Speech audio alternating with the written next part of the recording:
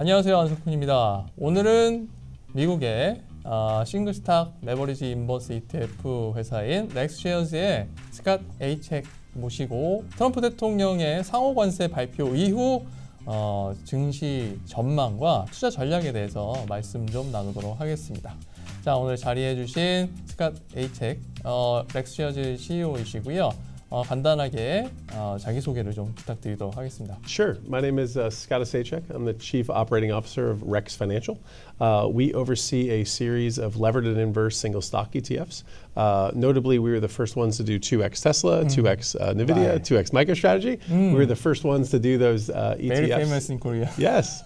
First ones to do those ETFs in the United States. And then we also have like our investing side. Our investing side has more covered call strategies, more typical buy and hold, like an AI covered call strategy or Fang and Friends covered call strategy.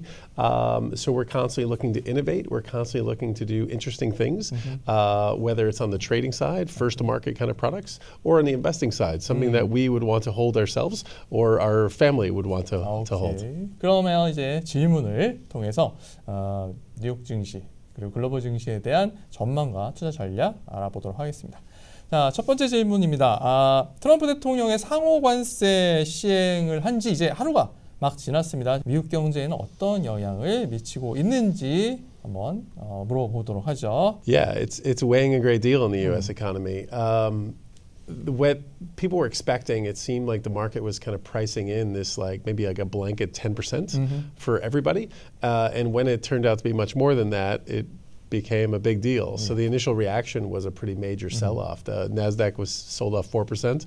The S&P sold off 3% in the immediate aftermath of those tariffs being implemented. What's interesting about the market pricing it wrong is it's almost as if they weren't paying attention to what happened with Canada and Mexico, almost from the inauguration. Actually, no, from the election to the inauguration, Trump was arguing with Mexico and Canada, threatening tariffs of all sizes. And the market started pricing in that it would be like this rational step forward, a little 10%. Clearly not paying attention to a guy that really believes he's the best negotiator in the world, and he's putting something forward that's much more aggressive than that. So I'm not surprised to see a much more aggressive stance from Donald Trump just based on his recent history and remarks. 관세 시행에 대해서 다른 국가들이 어떤 반응을 보일지 또 어떤 보복 조치를 취할 가능성이 있는지 한번 의견을 들어보도록 하죠. Yeah, I think each country is probably going to take it very differently. If we isolate Mexico and Canada, 70 to 80% of their exports, each of their countries' exports, go to the United States. So therefore, that was probably a bigger battle that had to play out. And you notice they were left off this list. So I think each country is probably going to have to end up in some kind of negotiation with Donald Trump, depending on what the trade deficit is. Trump's goal is to kind of hopefully flatten out the trade imbalances with certain countries, raise some much needed assets to fund his domestic priorities, and reinvigorate the lower middle class or the lower class and kind of get manufacturing jobs back to the United States. So whatever gets him to that goal is going to be important. So I think he's going to end up in a negotiation with just about every major counterparty we have. 자, 자동차 산업과 같은 이제 특정 산업에 대한 관세가 기업들의 경영 전략과 수익성에 어떤 영향을 미칠까 한번 의견을 들어보겠습니다. Yeah, I think each company is going to probably be in different shape.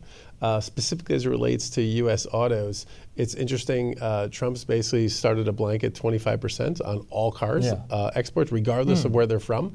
So he is really, really invigorated to get the U.S. automobile sector kind of in a better shape as far as jobs and making being more profitable.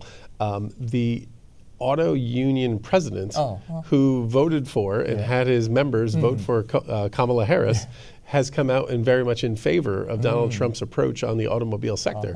So I think it's something that's going to secure a lot more auto jobs, the big Detroit, if you will. So I think automobiles are almost like one category, and then other companies are in these other categories. Whereas like a Nike is getting destroyed today because a lot of the parts and that they use to manufacture their shoes are from all sourced abroad that are all facing different levels of tariffs. 자, 이제 관세로 인한 소비자 물가에 미치는 영향이 상당할 것으로 보이는데 그 영향이 어떤 것이고 또 이는 인플레이션에 또 어떤 영향을 줄까요? Tariffs in general are some form of tax, right? Somebody has to pay for it. Right. It's either going to be the other country, the other company that's involved, or the end consumer that's buying it. So it is inflationary by definition. It's a tax.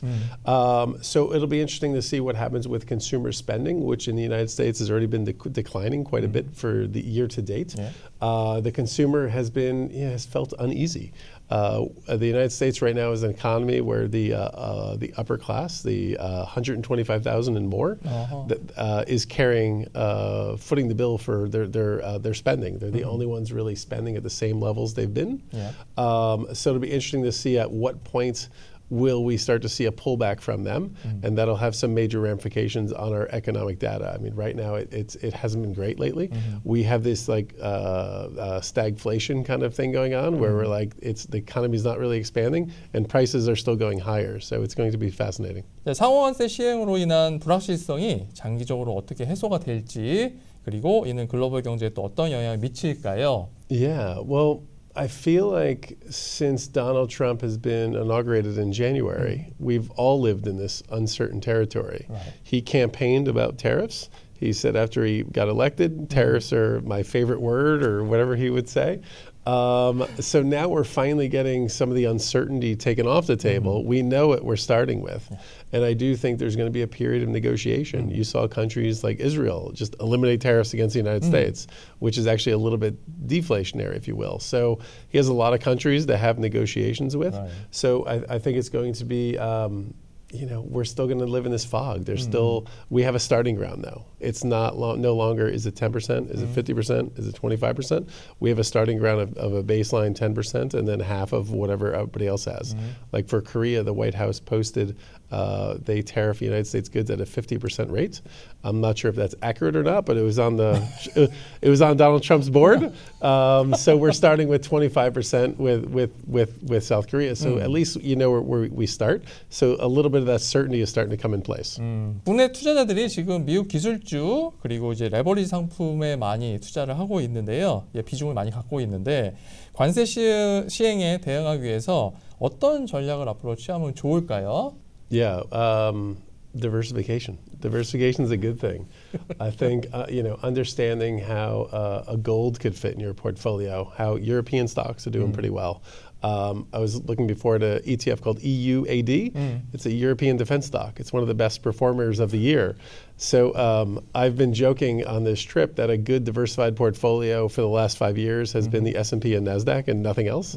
But I think the reality is you need fixed income in there. I believe in having gold and Bitcoin as well, and diversifying across some alternative strategies. So understanding what your asset allocation looks like is super important. 자, 국내 투자자들은 커버드콜 전략 상품에도 또 관심이 상당히 많죠. 지금과 같은 관세 불확실성이 커버드콜 ETF 전략에 또 어떤 영향을 미칠지 궁금하고요. 또 투자자들이 관심 가져야 할 커버드콜 ETF 전략이 있다면 무엇이 있을까요? Yeah, that's a great question because it's interesting to see how the tariff uncertainty for the last few months has caused even like global interest rates to kind of like have a little more volatility than it normally would. Right. The Bank of Australia paused rate cuts and they cited tariff uncertainty, Washington, D.C. uncertainty. So we're in this period where there's a lot of interest rate pause, a lot of interest rate, maybe cuts could happen. So there's going to be some more interest rate volatility. So what people do is look for alternative sources of income, and that's how covered calls kind of really started gaining in popularity. Covered call ETFs in the United States have grown about over 100 billion in the last 4 years because we've been in this like weird fixed income world. So now people have like your traditional covered call strategies, maybe like the S&P, or Nasdaq, and you sell like at the money calls on them. And then there's some single stock covered call strategies that are almost as volatile as the stocks themselves. What we've kind of taken a different strategy, and we've looked at segments of the market that we find fascinating that people have allocations to, like Fang and Friends, big tech, or AI, or cryptocurrency equities, cryptocurrency stocks.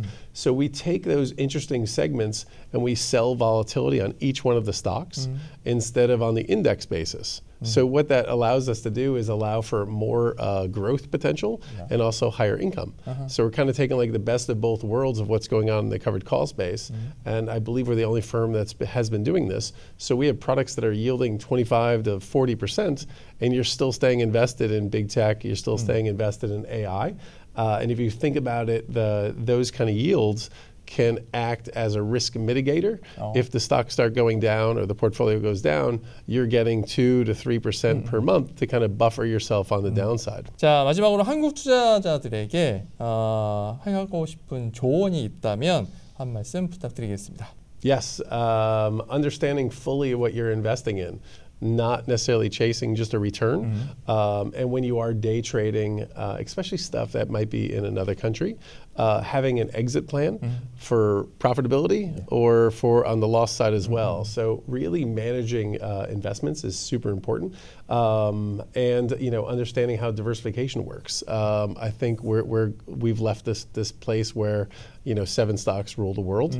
It's going to be a little more balanced, and understanding how a good diversified portfolio that includes maybe a fixed income or a covered call strategy, gold, Bitcoin, how that all fits into each person's portfolio is important. 오늘 렉스셰어즈의 스캇 모시고 미국의 상호관세 적용 이후의 증시 전망과 투자 전략에 대해서 이야기 나눠봤습니다. 오늘 시간 내주신 스캇에게 감사의 말씀 드리면서 정리하도록 하죠. Thank you for coming here, Scott. Thank you so much for having me.